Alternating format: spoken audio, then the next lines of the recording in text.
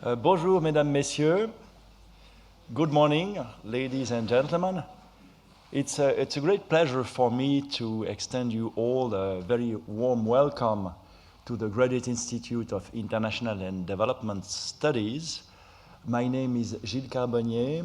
I am the Director of Studies of the Graduate Institute, and I also serve as professor in the Department of International Economics.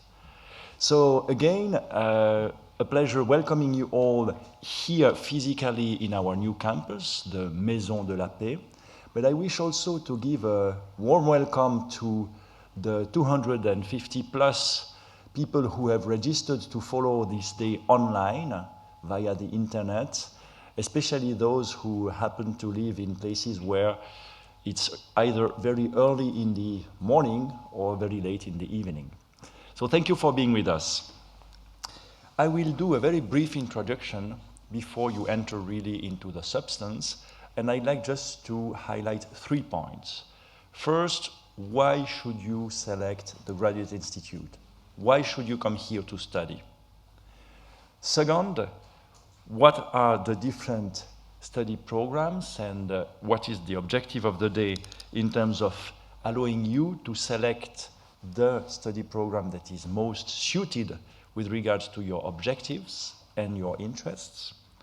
And finally, I would also like to give you a bit more of information on what you can do out of this day with regards to the different people you will meet and the different presentations you will have.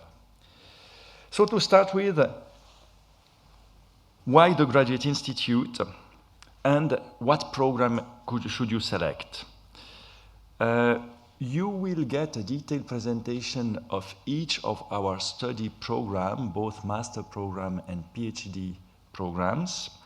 And also you will get information about the precise eligibility criteria that you have to meet in order to be considered for admission. You will have individual speed meetings with academic advisors, with admission officers, and also you will meet the heads of our departments and programs, so you can select those you are most interested in to get all the information. You will be able also to have a grasp of the main thematic that we are dealing with here at the Graduate Institute. I will just name a few which actually corresponds to the main research centers and research programs that we have here. So we have research centers and programs dealing with peace building, migration, trade and economic integration, the environment, international development, gender, human rights, humanitarian law, and the specific role of civil society in multi-stakeholder governance mechanisms. So I think that you will, during this day, discover the specific features of the Graduate Institute. The first one I would like to highlight is academic excellence, and I think this is a word that you can see here. Academic excellence with a strong anchoring into our main disciplines: international economics, international law, international history, political science, international relations, and finally, sociology and anthropology of development. But we also favor and promote interdisciplinarity.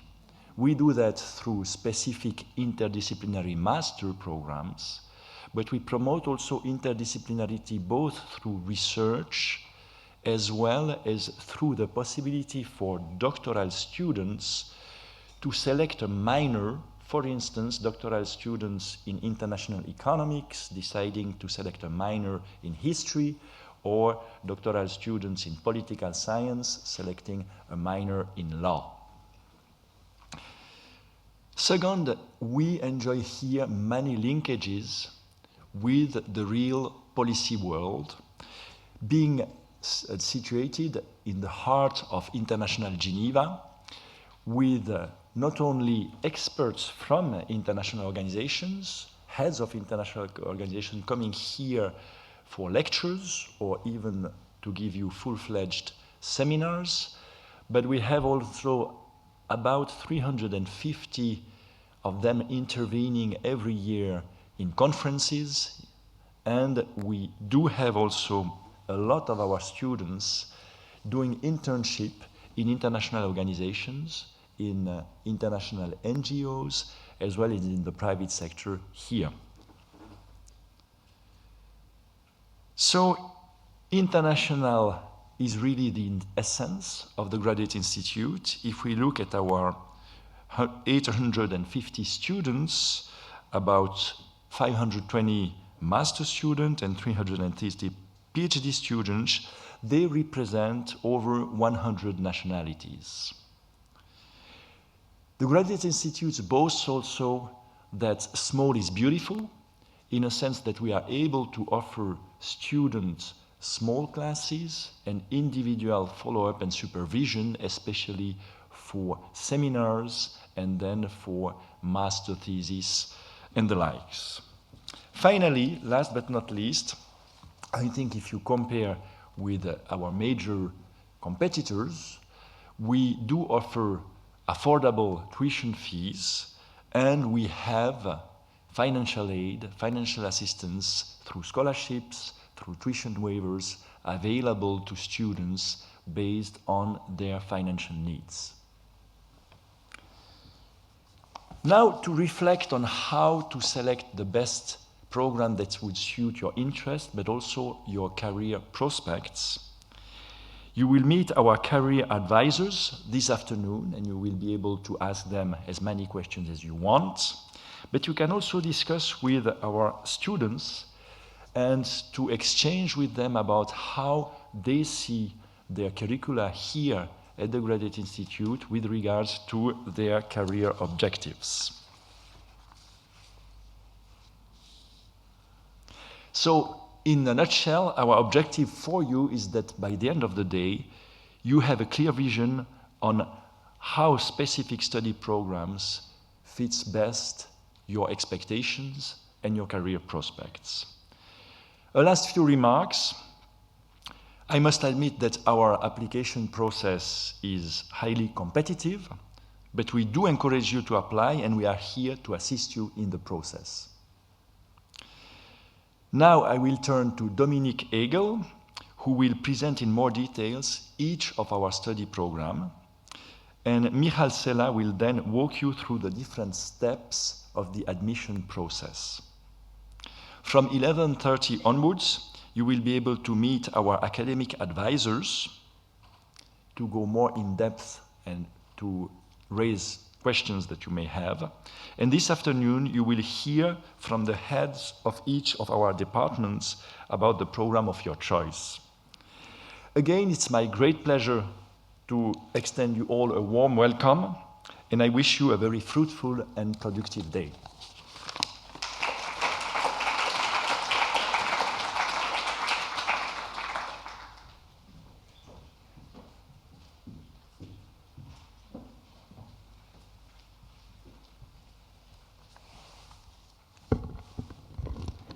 Thank you, Professor Carbonnier, for this kind introduction.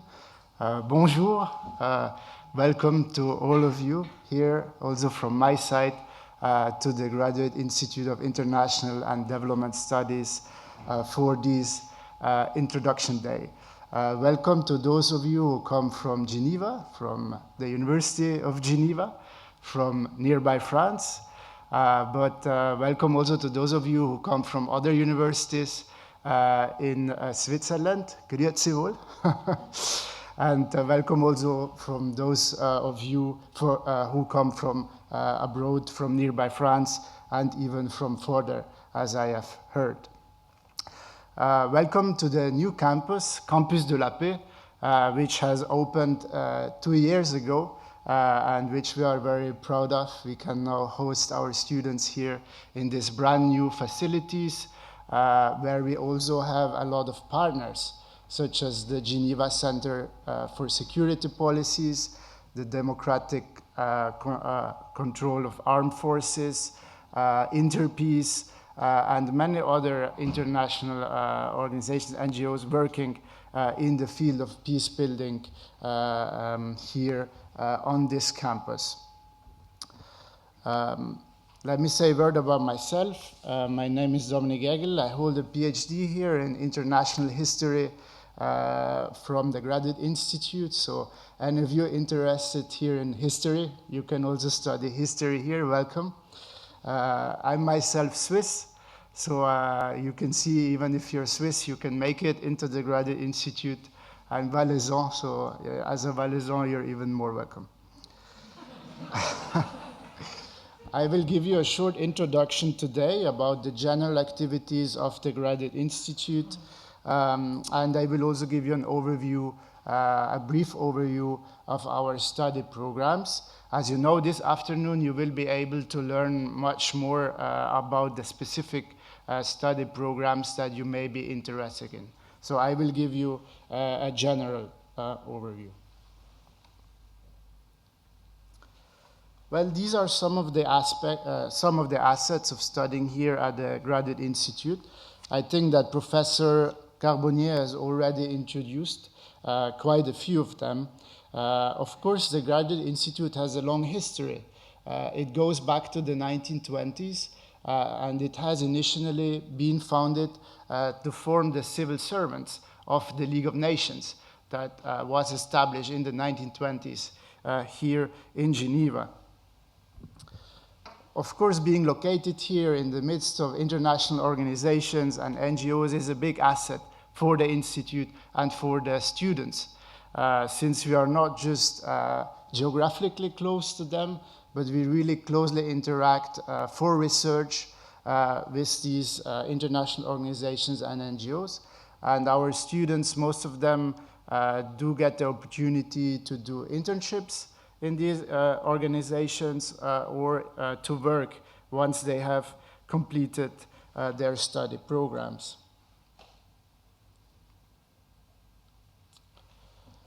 Here at the Institute, we focus on graduate teaching. So we have 7 master programs and 6 PhD programs on offer.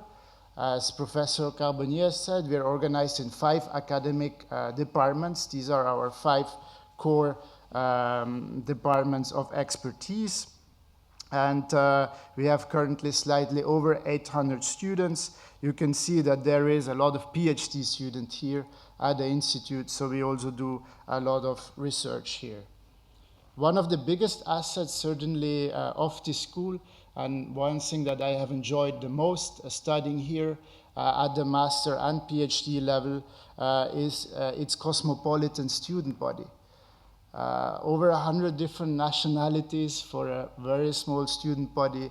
That makes for a lot of diversity. And this diversity you will encounter in the classrooms, in the seminars. So you will be learning a lot, not just from our faculty, but also from fellow students who have very different backgrounds, also culturally speaking. So I think this is one really of the biggest assets of this institute. As you can see, we have 58 professors and a number of visiting faculty and lecturers. So the student to professor ratio is very interesting too.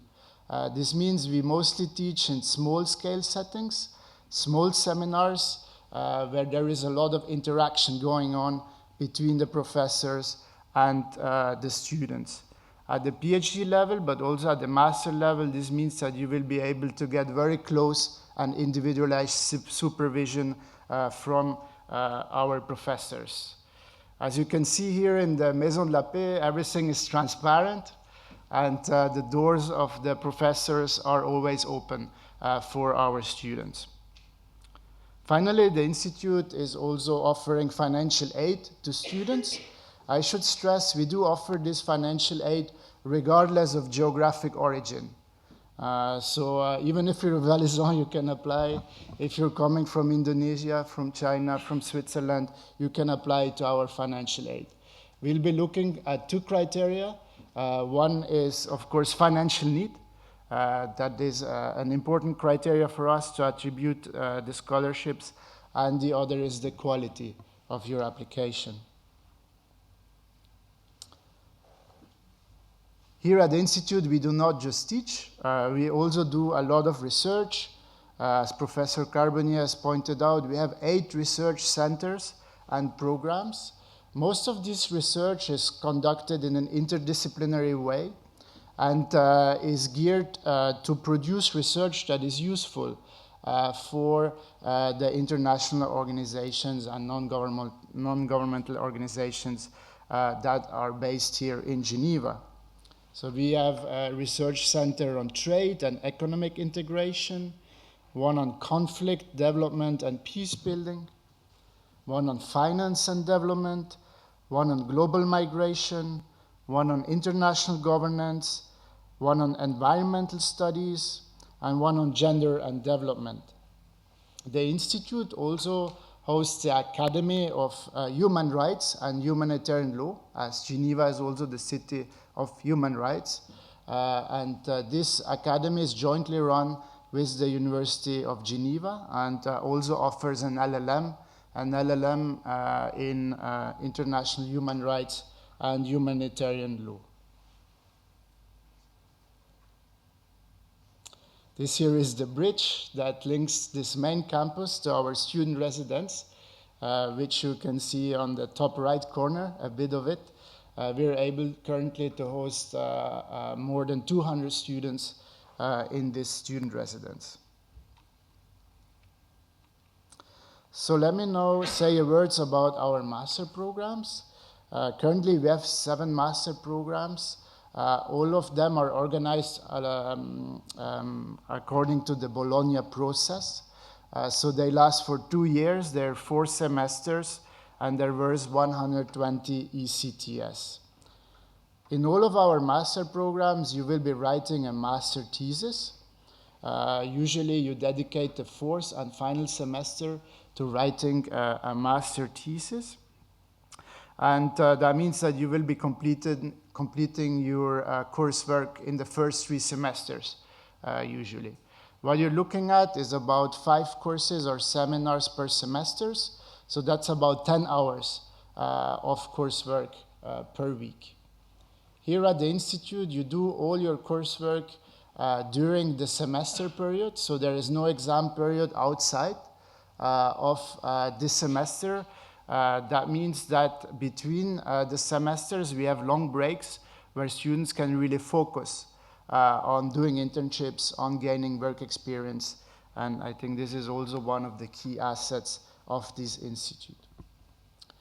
We have 2 types of different masters. First of all, the interdisciplinary masters, Master in International Affairs and Master in Development Studies. These are our biggest study programs. We have about 70 to 80 students starting each of these programs every year. These programs follow the same structure in that students will start with a series of compulsory introductory classes, including classes on methods, quantitative and qualitative methods, but also introductory classes to the field either of international affairs or development studies. These introductory classes are offered by our different specialized academic programs. So you can choose different compulsory introductory classes offered, for example, by the Department of Economics or the Department of Political Science or of History. Then both these programs are organized by tracks. For the Master in International Affairs, you have a global and regional integration track, you have a conflict and security track, and you have a transnational issues track. For the Master in Development Studies, you have a human and social development track. You also have a conflict and security track, which is shared with the MIA, so that's the same track. And finally, you have an environmental issues and sustainability track. So students can focus on one of these tracks. Our interdisciplinary programs are very flexible in nature, so that means you have a lot of electives on offer. And you will be able to pick a lot of classes across the range of our core disciplines, whether you're doing the international affairs or the development masters. Finally, the interdisciplinary masters they also have a professionalizing perspective. In that, we try to provide students tools that will be helpful for them on the professional market. So students are doing an applied research seminar, which is a group research project which students do for partners of the institute, such as the ICRC or the UNHCR or UNICEF. And students will also get practical skills workshops, such as project management or negotiation skills. The interdisciplinary masters are open to students coming from very diverse backgrounds, mostly social sciences, political science, international relations, but we also do admit students from different backgrounds to these programs. Could be economics, law, business, communications. So it's a mixed student body taking these interdisciplinary masters. The specialized masters are quite different in nature because they are designed to train you to become experts in one specific discipline.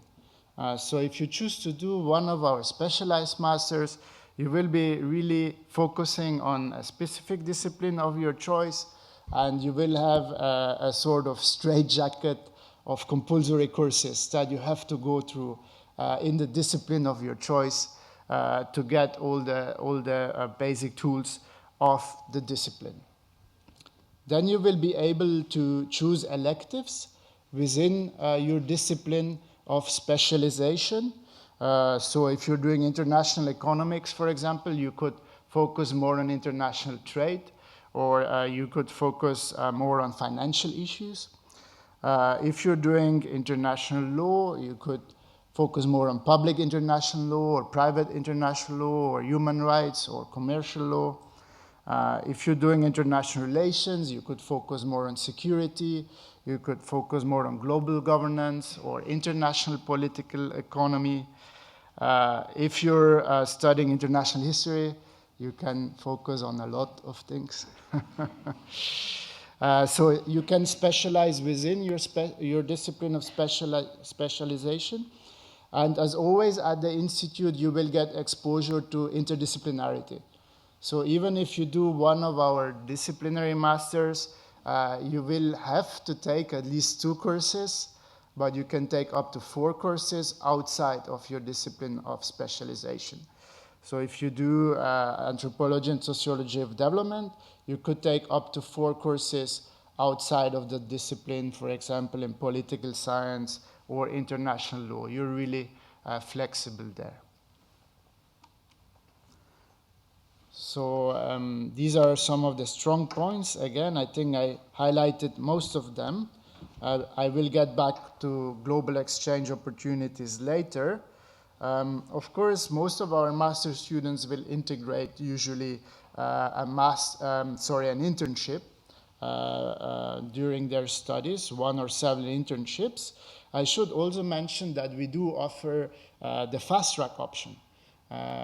Since we offer 6 PhDs, which I will introduce next, the fast track option allows you to combine the master program with the PhD program within a time frame of more or less 5 years. Of course, it depends how long you will take to do the PhD. But the trick is that if you're in the fast track option, you will start working on your PhD in the 2nd year of your master program already. And your preliminary PhD thesis, which you have to write as a PhD student, will also be your master thesis. So that's the trick. You don't have to write 2 separate theses for the master and for the intermediary PhD. This fast track option you can only choose if you're in one of the specialized master programs. And in general terms, we do encourage you, if you're interested with continuing with a PhD here at the Graduate Institute, we encourage you to go to the specialized masters, because that's the programs that best prepare you for our PhD programs. Finally, at the master level, we also offer a double degree with Harvard. So it's a 2-year program, and you will get 2 degrees out of it. You will be doing 1 year here at the Institute, either in the Master in Development Studies or the Master in International Affairs, and 1 year at the Harvard Kennedy School in their Master of Public Administration. So to be eligible to that program, you have to have 7 years of work experience. So that's a condition for that program. It's not a condition for our other masters, but for that one specifically. Again, if you have an interest in the double degree or any of the masters, you can go and hear more this afternoon. There will be more detailed presentations.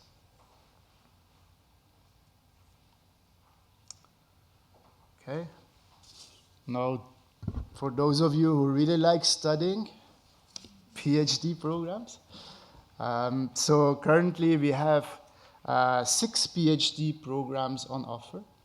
Our PhD programs, they are now set at 4 years. So PhDs tend to get shorter. It's a general trend. In my time, it was still 5 years. And also PhD theses tend to get shorter. So usually now you see book lengths as an outcome, and not the 600 or 700 pages that you used to see earlier. So you can get admission to our PhD programs if you have a relevant master. If you have a master and prior disciplinary background in the discipline of specialization of the PhD, you can apply for direct admission to these PhD programs. So you don't necessarily have to go through our own master programs first. And Michael can confirm, she's our head of admission, but I think most of our PhD students come from outside and apply directly to our PhD programs. Doing a PhD here at the Institute, you will not be doing a lot of coursework. It's only 4 courses which you will have to take, including a doctoral seminar where you will meet with fellow PhD students, and a course on methodology for writing your thesis, and 2 electives. So that means that here at the Institute, you really start focusing on doing research and writing your PhD thesis basically from day one. Right? So you don't have to go through 2 years of coursework or something like that before starting doing your research. You will have to hand in a preliminary research thesis after 3 semesters. And once you have completed this intermediary step, you will have 5 semesters remaining for completing your PhD and defending it. Of course, if you finish earlier, then that's fine. Sometimes that, or usually that happens to economists because they are the fastest, and they write a paper-based PhD, which is different from the monographs that we write in the other disciplines. I think doing a PhD here at the Institute has a lot of advantages. First of all, as we pointed out, you will get very close supervision from our faculty, from your PhD supervisor mostly, but also from the other faculty that we have at the Institute. Our faculty is just as international as our student body, and we really have leading experts here in many fields. Of course, doing a PhD here in Geneva may grant you access to a lot of resources in terms of interviews that you can conduct here in international organizations and NGOs, or in archives of international organizations and NGOs. As a PhD student, you can also apply to scholarships from the Swiss National Foundation, which fund PhD students to do 1 year of research abroad. And you don't have to be Swiss to apply to these. Also, if you're from abroad, you can apply for these scholarships from the Swiss National Science Foundation. Finally, being a small institute, most of our PhD students, or a lot of them, get the opportunity to become teaching or research assistants. And that means they will be able to acquire valuable experience. teaching and researching. Yes, I think I covered most things here. The Institute has a lot of partners around the world.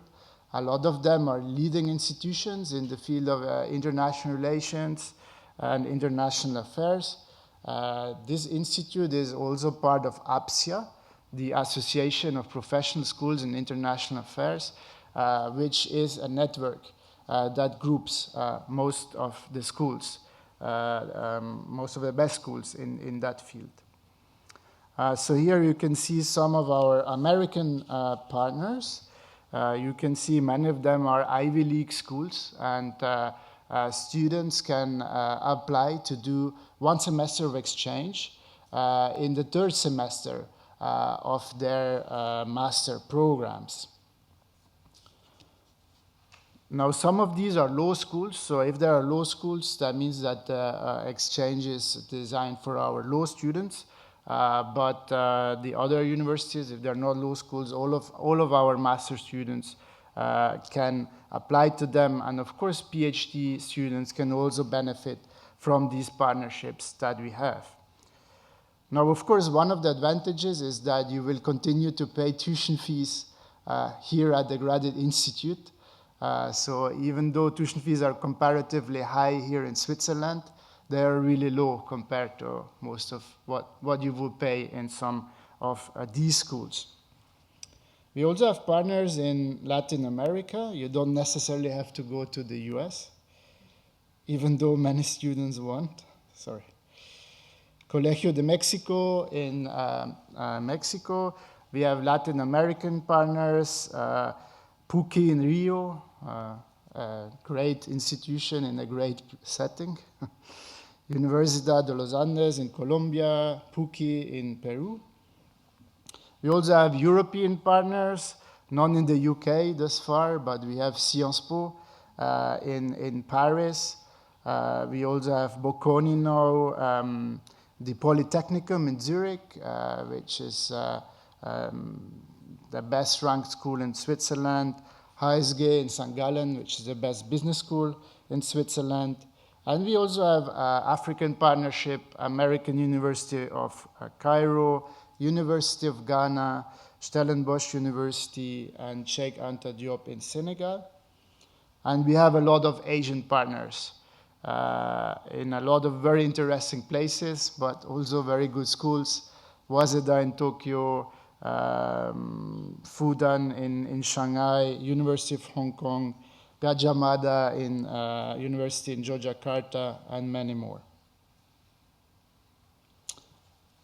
The Institute also offers short programs, winter and summer programs. So these are 2 to 3 weeks courses, which are designed both for students, but also for professionals.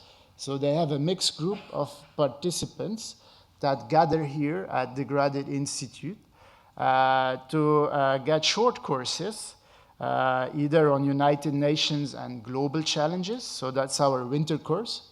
I think applications are still open for that specific program. And the 2 summer courses on international affairs and multilateral governance, or on the WTO and international trade. So in these short courses, you will get courses both from our faculty, but also from practitioners, from professionals who are working here in the neighboring international organizations. The Institute also offers a series of LLM programs. These are specialized 1-year master programs, all of which have a legal content. So we offer an LLM in international law, an LLM in global health law and international institutions, an LLM in international humanitarian law and human rights, that's offered by the Academy, and an LLM in dispute settlement. I will not be going into details of these programs because they will be introduced and presented also individually this afternoon. The institute is also providing executive education, that it trains professional diplomats, professionals mostly based here in Geneva, but diplomats usually from all over the world. So there is also a series of executive masters and certificates which are organized in a part-time mode. So participants will usually take 3 times 3 weeks modules over a nine months period. But I think today is not mostly about executive education, it's more about our regular study programs. Let me come back just briefly to financial aid. You can apply to our scholarships while you're applying to our study programs.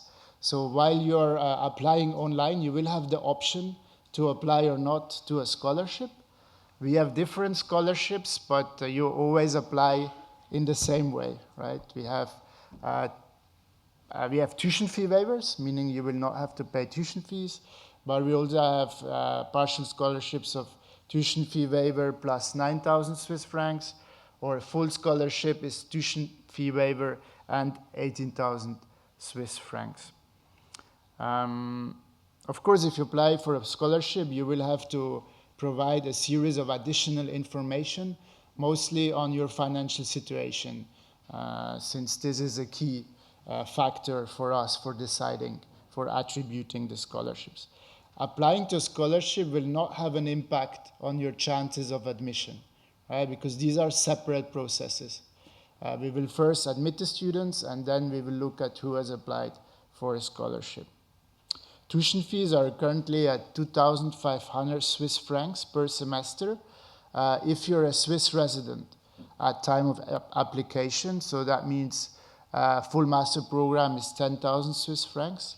And if you apply from abroad, if you're not a Swiss resident, it's 4,000 Swiss francs per semester, so it's 16,000 for a full master program, the 2 years. So this is a cost, of course, but still we should stress this is still a subsidized education that you're getting here, and it's of course an investment for your future.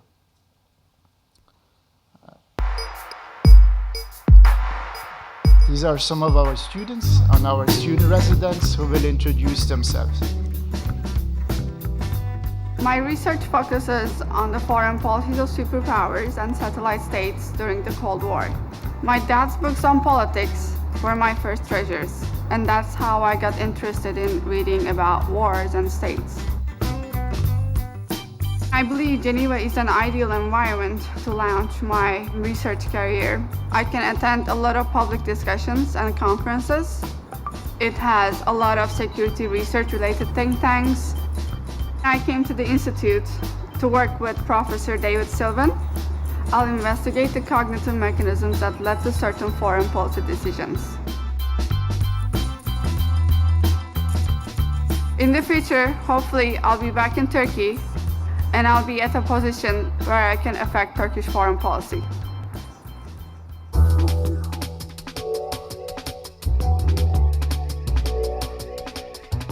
My thesis research is on national competitiveness and exploring the role that natural resources play in a country's prosperity. As a child, I was fascinated by my father's stories about the business world. Professionally, I would like a career at the intersection between the public and the private sectors. The Institute offers many scholarship and exchange opportunities. Thanks to these, I was able to study in Geneva and spend a semester at Seoul National University in South Korea.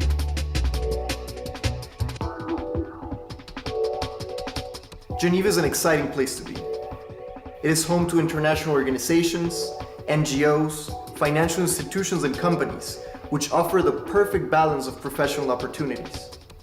My current work at the United Nations Environment Program provides the perfect environment to apply my research. I'm curious and excited about where my career will take me, but I would feel comfortable working anywhere in the world, as the Graduate Institute has prepared me well.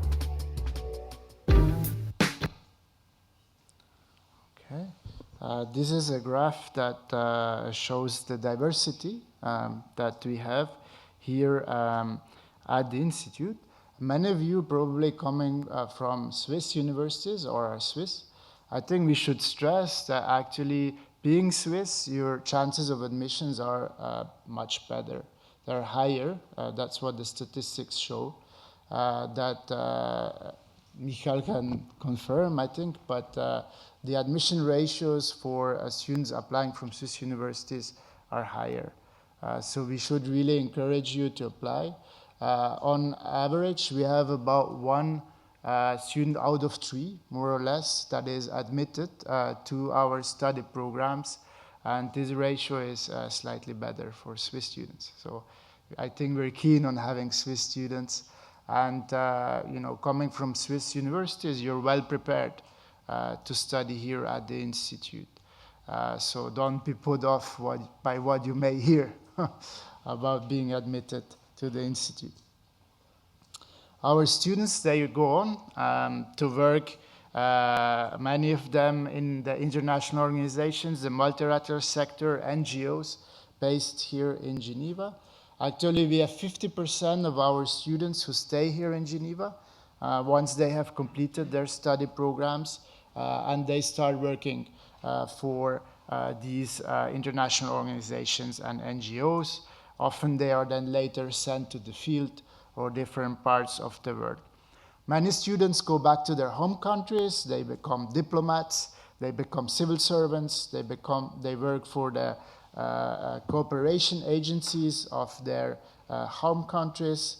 We also have students who go and work for the private sector. Geneva is also a large private sector. Of course, the financial sector is well known, and the banks.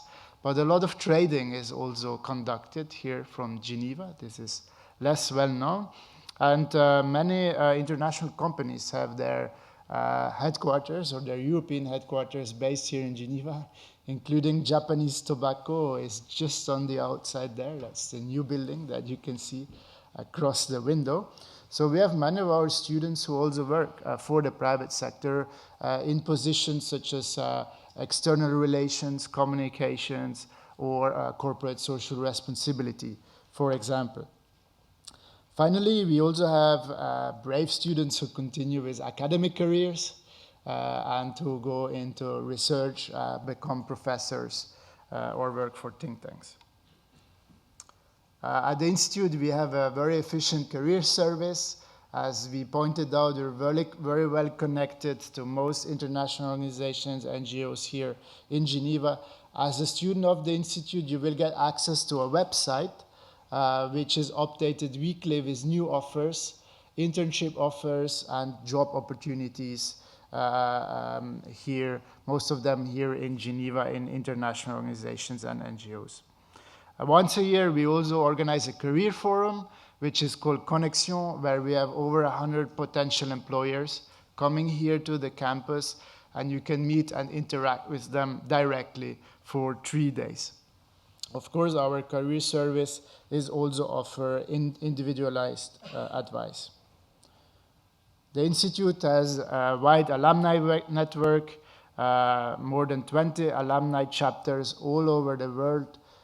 So finishing a degree here, you will be part of a larger community, and you will usually find alumni, fellow alumni, wherever you go to in the world. These are some of the alumni we are particularly proud of. Kofi Annan, of course, who is still based in Geneva. He runs the Kofi Annan Foundation. But also foreign ministers, Pulitzer Prize recipients, Nobel Prize recipients, head of the ICRC, current head of the ICRC, Peter Maurer, is also an alumni. Okay. Again, I would like to stress, Geneva is really a hub of multilateral governance. It's a great place to study international affairs or development studies. 31 of the most prominent international organizations, over 250 NGOs, and a large number of private companies. And you can see the Institute is really located here in the midst of them. You can see our new campus, the Campus de la Paix, in the midst, and you can see we're literally surrounded by most major international organizations based here in Geneva.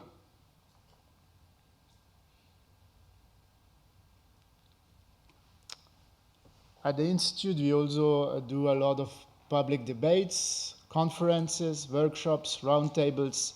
So as a student of the Institute, you will also be invited to participate to these public events, even now, or even if you will not become a student of the Institute. You are keenly encouraged to subscribe to our newsletter so you will know what is going on here at the Institute. There is really events on a daily basis. Most of them are accessible to the public, and all of you are welcome to join these events. I think I've been speaking enough. I should hand over to Michal Sela, who is our head of admissions, and who will tell you more about how best to apply to the Graduate Institute. Thank you very much. Thank you.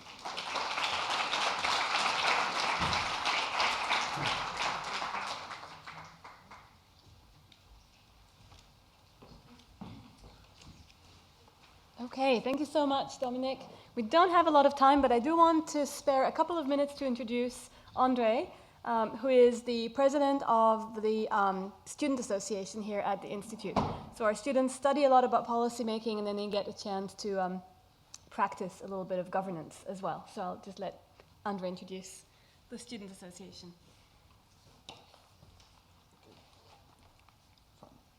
Hi.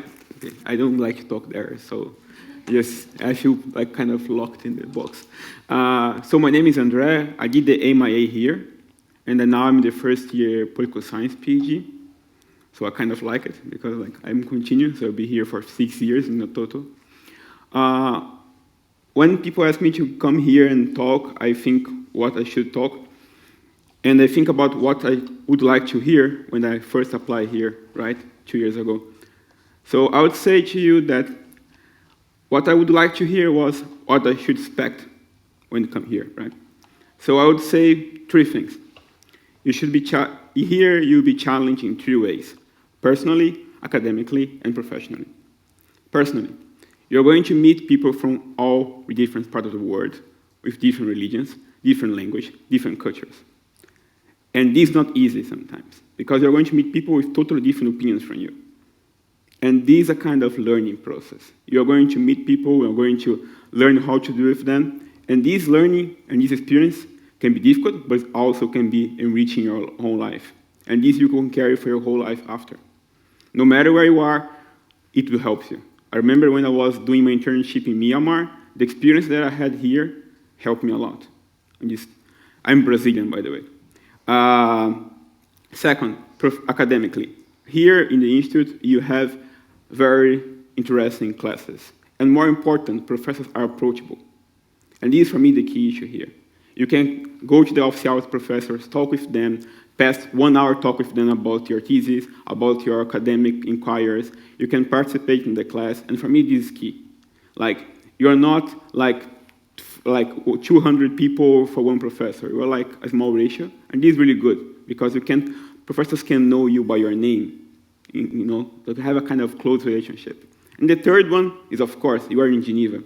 So, like, no matter what you like in kind of international relations area, I think this is really where you should be, because you can find internship or work in trade, international human rights, humanitarian law. There are all opportunities here. So I think if you come here, you should expect to be challenged in 3 ways and have this opportunity in 3 ways.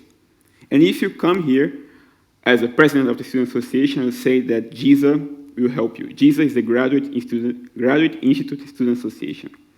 So if you pass here and come here next year, you're going to hear from us since next semester. And all the doubts you have, all the inquiries, all the things you need, you can email GISA and ask us, because it's one of the duties of the Student Association is to help you. To come here, it's help you with your doubts, help you with everything. And you'll be really pleased to help you during this process. And you'll really help you during the process of the master, the process of your PhD too. So that's more or less my message. It's really brief. And I'm really happy to see you there. I'll be around, whatever, so you can see and talk to me. Thank you so much.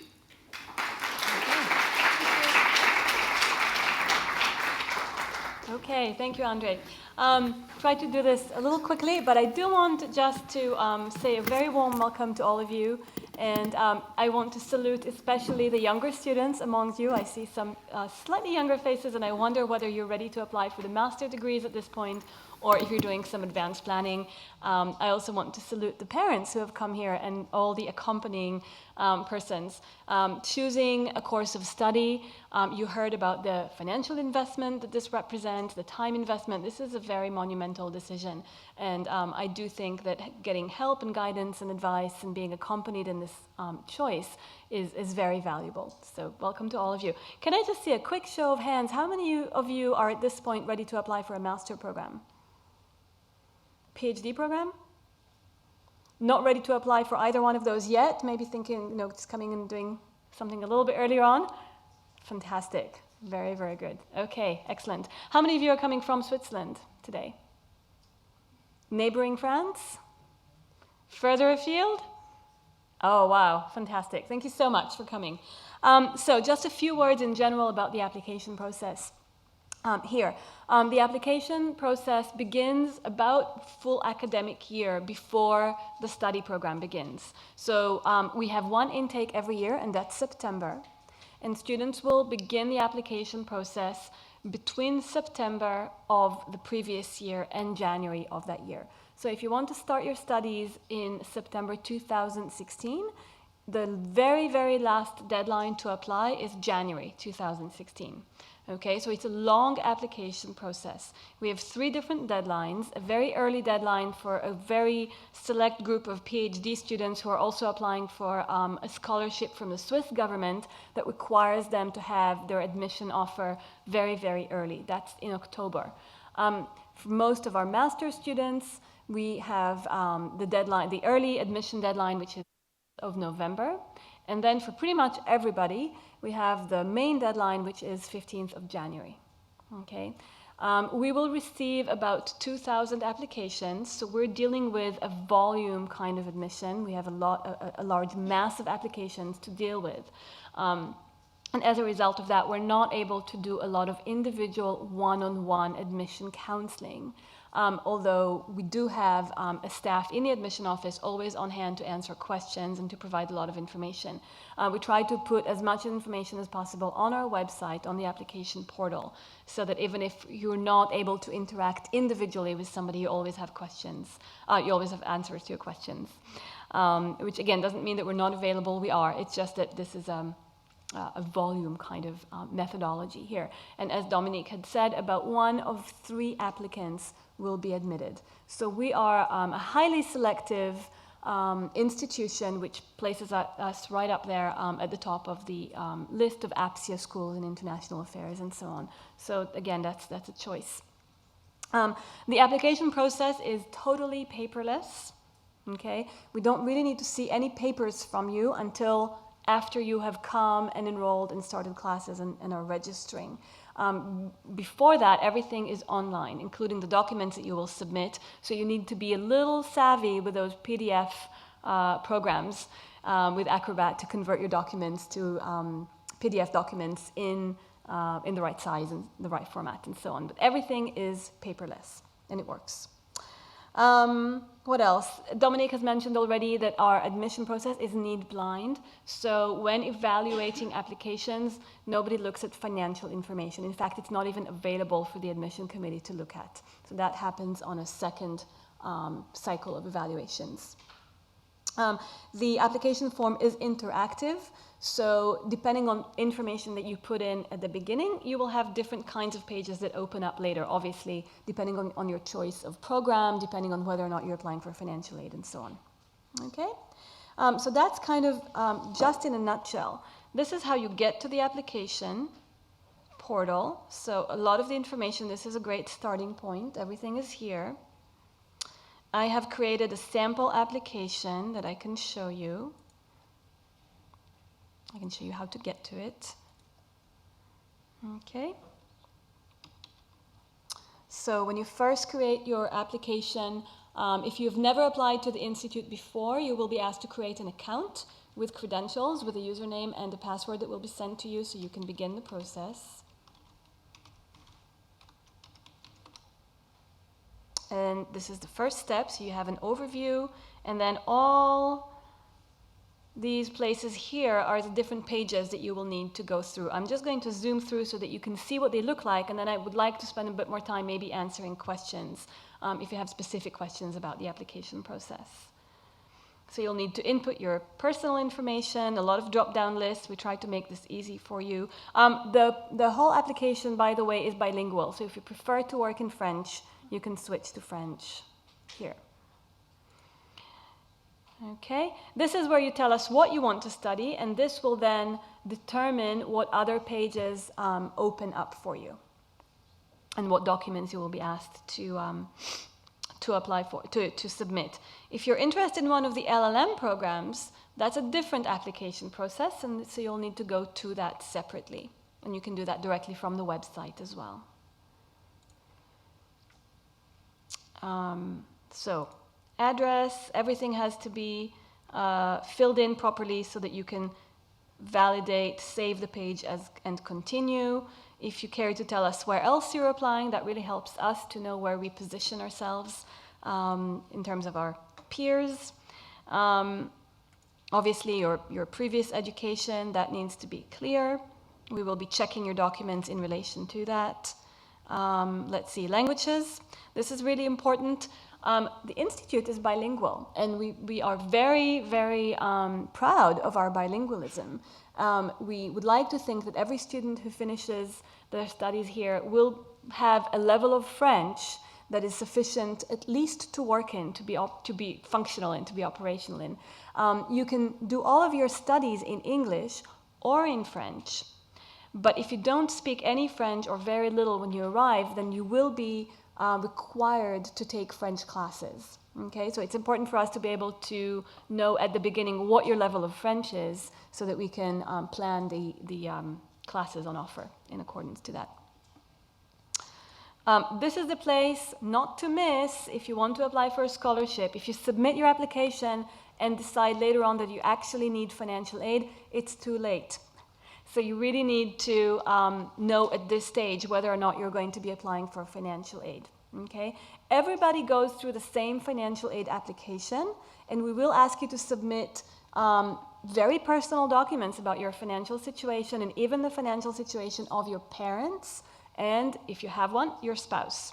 Okay? Because again, we would like to take into account your entire situation and see what other resources are available to you before we earmark our own resources, simply because we don't have enough to go around to everybody. And we want to make sure that our funds go to the right places, to people who don't otherwise have other resources. So some people are not very comfortable sharing that information. It is required, however, to complete this financial aid application. And I just want to reassure you that all of that information is treated extremely confidentially. If it's not complete, your financial aid application simply won't be evaluated. So if you have any doubts about that, feel free to contact us. Okay? Dominic said that we do not discriminate by origin, by where you're from. I want to qualify that a little bit. There's a new development this year. We actually are earmarking a few scholarship resources to people from specific countries, because we want to encourage more students from those countries. Perhaps Neil in the régie can help us get rid of this flickering. He can't. Okay, that's all right. We'll try to deal with it. So students from African countries, students from Muslim countries, for example, will have some priority consideration. You won't know this at the time that you apply, because you don't apply directly to that scholarship package, but we will. So we will look at all the information, all your background information, and see whether you qualify for one of those particular earmarked scholarships. Okay, so just keep that in mind. Scholarship information that you will need to provide, and you will need to provide other documents in addition to this. So tax returns, income statements, bank statements, and so on. Okay, to validate your application, you must pay the application fee of 100 francs, if possible by PayPal, and if your country, for whatever reason, doesn't work with PayPal, you still have the option of clicking bank transfer and doing the payment later on. That's what I've done, so I can show you where you go from there. Very, very important. We need at least 2 academic references. If you absolutely don't have 2 academic references, we'll go with a professional one, but we really are looking for academic references in the application.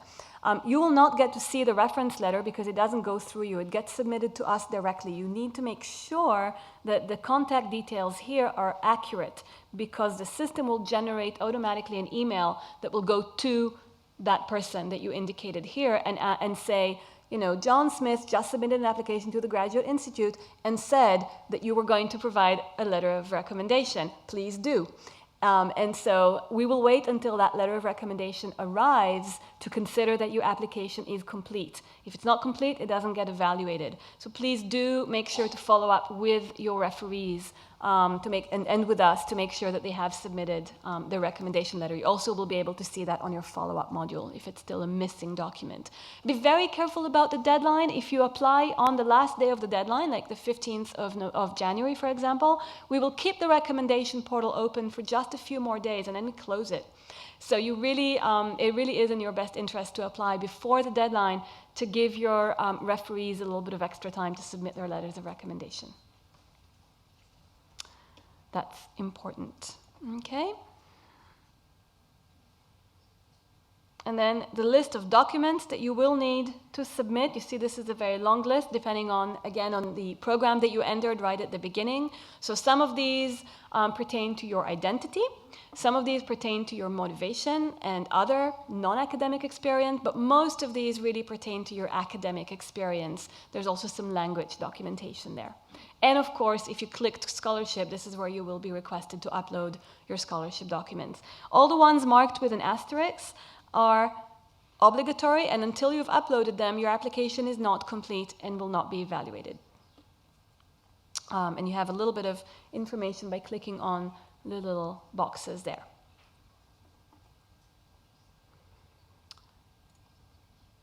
Okay, where did you hear about us? And then you're done. Okay, don't forget to click submit. And that's your application in. All right? The way that we will then communicate with you is through a module that will become accessible to you, and it's the online follow-up module that will tell you that now we have your application. It will be updated as soon as we have a new document from you.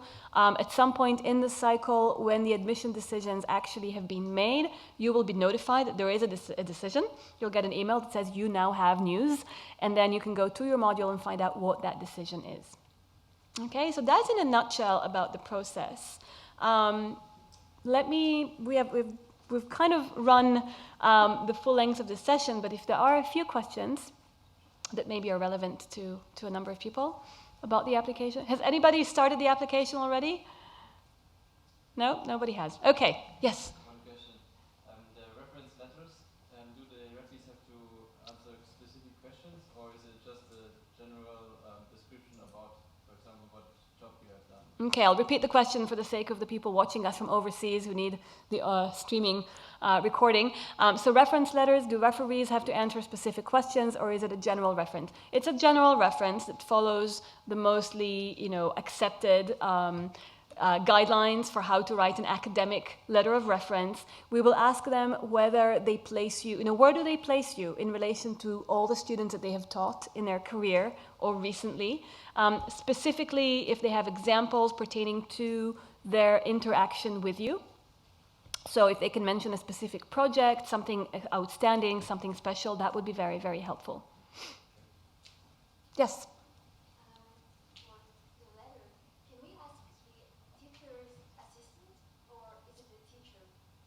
So does the recommendation have to come from the teacher or from the teacher assistant? Well, who taught you? That would be my answer. Okay, we want the recommendation to come from the person who really knows you and who can say something meaningful about you as a student. The thing is, we don't get to meet directly our teachers in the University of Geneva, so it's mostly the assistants. If you have not interacted with your teacher, they probably won't know what to say about you as a student. However, if the teaching assistant has more meaningful, feedback, then that would be helpful to us. Yes? What should the English certificate be? The English certificate, that's a good question. So what do we accept as an English certificate? I've pulled that up here. It's on the website, and you can see the different options there. Okay? If you have studied at an English-speaking university for at least 1 year of full-time studies continuously for that particular year, then you will need to let us know, and we'll need to see the transcript attesting to that. Yes? If you're a native English speaker, obviously, well... Then you click native. Oh, there is a... Okay, great. Yes? So what if I don't have a certificate, for example, when I apply, but can I give you a date when I want to... Yes, if you don't have all of these documents, for example, the language requirements, at the time that you submit your application, you can let us know that that will be coming a little bit later. But it needs to be in before the deadline. Before the application deadline, yeah. Yeah. If it's not there before the application deadline, we may still be able to give you a conditional decision, okay, that will become valid when that particular document comes in. That's the same situation for people who are still in the last year of their master degree studies, for example, for the PhD applicants, or in the last year of their bachelor degree studies for the master applicants. So obviously you don't have all those final documents yet, and you'll get a conditional admission offer. I can see my colleagues gathering at the door because they're eager for you to go to the next session. Maybe 1 or 2 last questions if they're very... Yes?